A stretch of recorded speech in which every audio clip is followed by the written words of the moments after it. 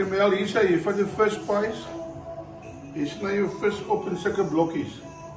Vis op in sulke blokkies. Gooi hom lekker vispies. Meel, lekker koekmeel. Jou chips fyn gemaak soos jy hom wil hê. Jy kan kies wat jy wil hê. Dan sout en asyn of chili meng hom. Jou eiergeel, daar is hy. Right. Vat jou visie in jou eiergeel. Dit is 'n bietjie 'n morsige storie. Vat hom daarin. Jy dop hom, jy rol hom in jou meel.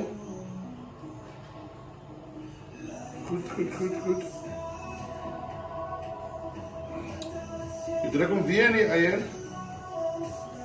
eier. Sit hom in die chippy. Rol hom lekker in die chippy. Sout en asyn chippy, enige chippy.